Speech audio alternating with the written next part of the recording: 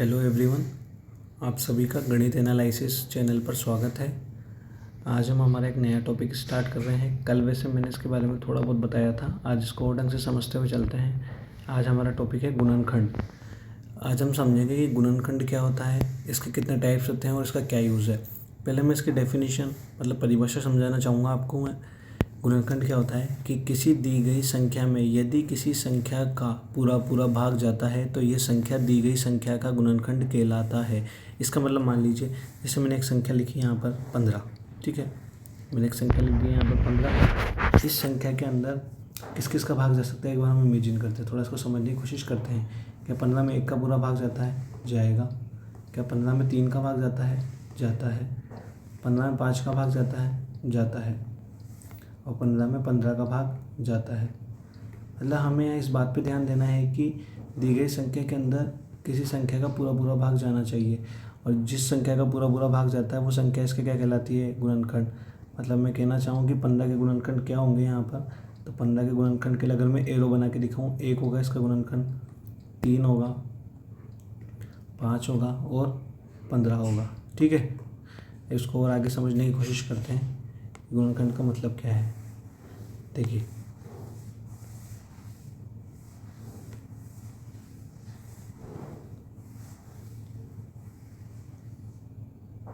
जैसे समझिए, जैसे मान लीजिए मैंने एक संख्या लिखी यहाँ पर 36।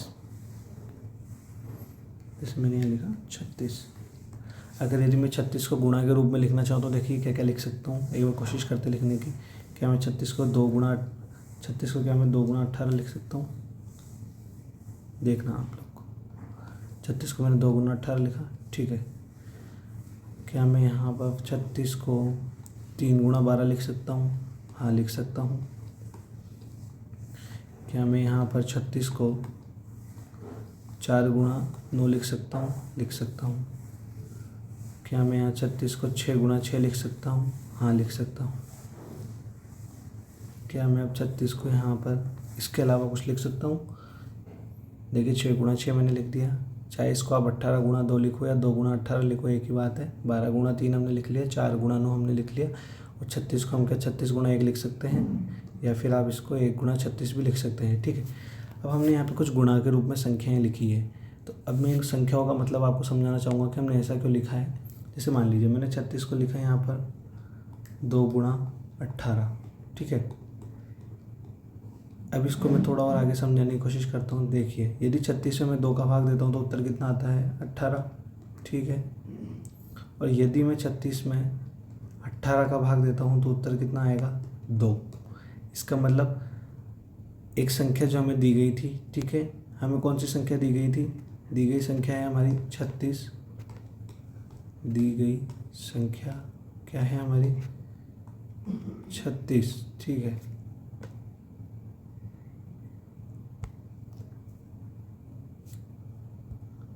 हमारी दी गई संख्या है 36, और हमारी जो अन्य संख्या है जिसका हम भाग दे रहे हैं, अन्य संख्या क्या है यहाँ पर? एक तो 2 है और एक 18 है, ठीक है। अन्य संख्या हमारी 2 है और 18 है। जैसे हमने यहाँ पे 2 का भाग दिया 36 में तो हमें उत्तर मिला 18, और 18 का भाग दिया तो हमें उत्तर क्या मिला? 2। तो इससे आप समझ पा रहे होंगे, जब भी ऐसे गुणा के रूप में जब भी संख्या लिखी होती है तो इस साइड जो आपकी LHS में, जो आपकी RHS में जो संख्या लिखी होती है वो इसके क्या होती है? गुणनखंड। यानी यहाँ मैं क्या बोल सकता हूँ कि 36 के गुणनखंड क्या है यहाँ पर? 2 और 18, ठीक है। 36 के गुणनखंड क्या होंगे यहाँ पर? 2, 18। क्या इसी प्रकार से 2, 18, 3, 12, 4, 9, 6, 36 और 1 इसके गुणनखंड हो सकते हैं। इस प्रकार से हम, यदि हमें गुणनखंड के समय ये याद नहीं है कि किस किस संख्या का भाग जा रहा है, तो आप गुणनखंड को ऐसे भी हल कर सकते हैं गुणा के रूप में। तो मैं लिखना चाहूँगा 36 के गुणनखंड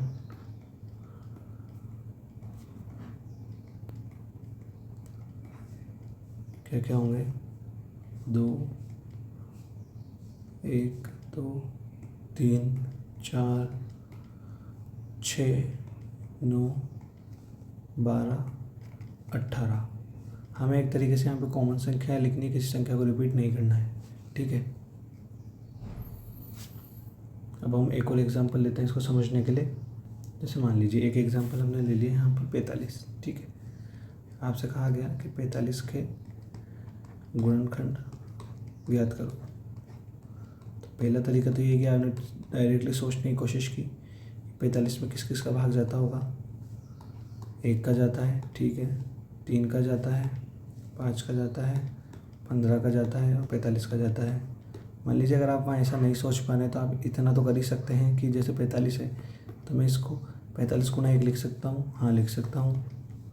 क्या मैं इस 45 को 3 गुना 15 लिख सकता हूँ? हाँ लिख सकते हैं। क्या मैं इस 45 को 5 गुना 9 लिख सकता हूँ? लिख सकता हूँ। क्या मैं यहाँ पर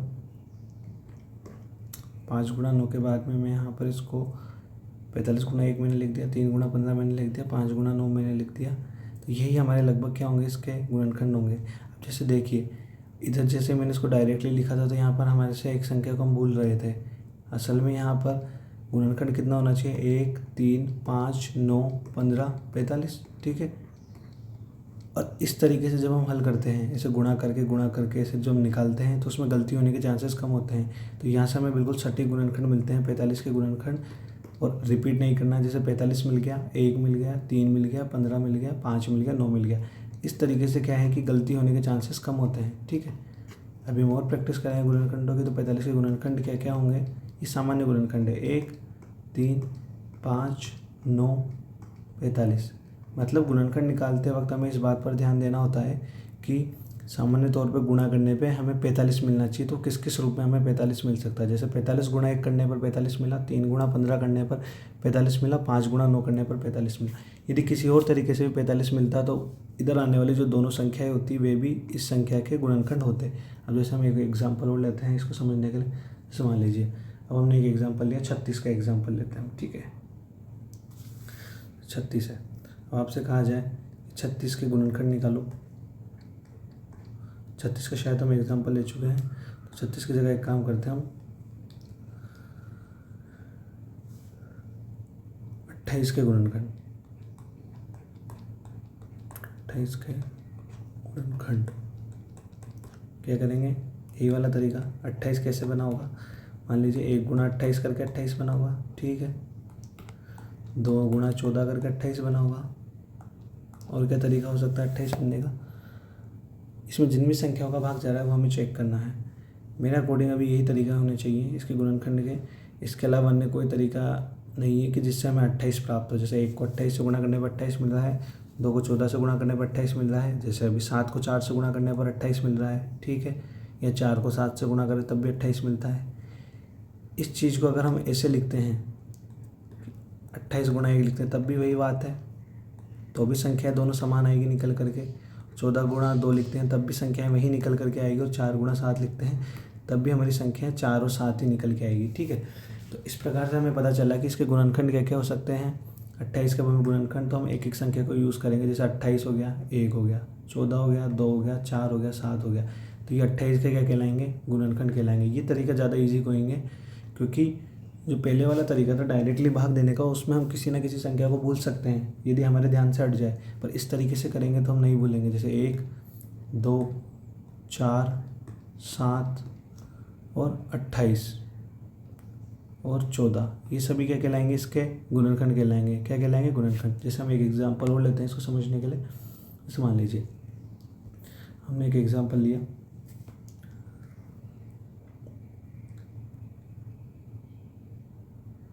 अब हमने एक एग्जाम्पल ले लिया 48 के गुणनखंड।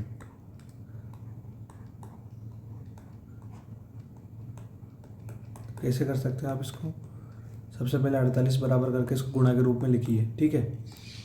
जैसे मान लीजिए 3 × 16 लिख दिया, 48 गुणा 1 लिख दिया मैंने, 4 गुणा 12 लिख दिया, ठीक है। और क्या क्या हो सकते हैं, जैसे इसमें 3 का भाग गया एक तरीके से 16 मिला, हमें 16 का भाग गया 3 उत्तर मिला, 48 का भाग गया 1 मिला, 1 का भाग दिया 48 मिला, 4 का भाग दिया हमें 12 मिला। और किसका 6 का भाग जा सकता है, तो 6 गुणा 8 हो सकता है, ठीक है। इसके अलावा और जो भी संख्या बनेगी हम कोशिश करेंगे। जैसे हम 7 का भाग देते हैं, इसमें 7 का नहीं जाएगा, 8 का देंगे वापस 6 आएगा, तो वही बात है। 9 का नहीं जाएगा, 10 का नहीं जाएगा, 11 का नहीं जाएगा, 12 का जाएगा, तो 12 चौक 48 हमने ले लिया। और 16 का देते हैं तो 16 3 48, ये भी हमने ले लिया।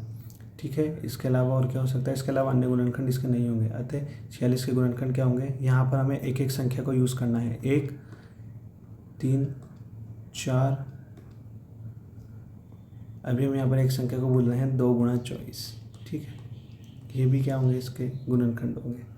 तो हमारी संख्या यहाँ पर क्या क्या हो जाएगी? 1 2 3 4 6 8 12 24 48। इस तरीके से हमें समझ में आएगा कि गुणनखंड हम कैसे निकालते हैं। ठीक है, अब इसके अलावा हम एक एग्जांपल और ले लेते हैं, एक थोड़ा बड़ा एग्जांपल लेते हैं, तो इससे थोड़ी चीज़ें और अच्छी तरीके से क्लियर होएगी।